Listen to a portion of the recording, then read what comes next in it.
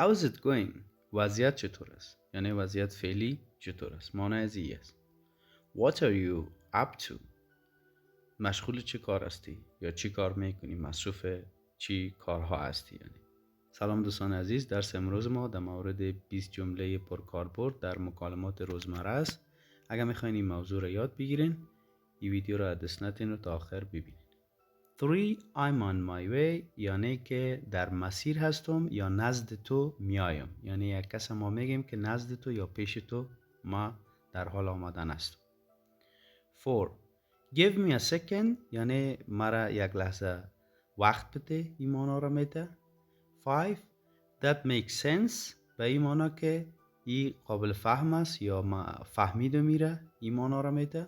6. I'll get back to you یعنی ما بعداً برای جواب میتم، این مانا را میده. 7. Let me think about it مرا فرصت بده که در مورد ازی فکر کنم. 8. Sounds good خوب به نظر میرسه. 9. I see what you mean من میفهم که تو چی منظور داری، این مانا را میده. 10. No worries نگرانی ضرورت نیست یا نگران نباش. 11. It depends یعنی بستگی دارد یا ای که نظر به شرایط است. یعنی یک شخص از ما سوال میکنه، ما میگیم it depends یعنی این چیزی که تو میگی نظر به شرایط است، فرق میکنه. یعنی 12. I'm not sure من کاملا مطمئن نیستم. 13.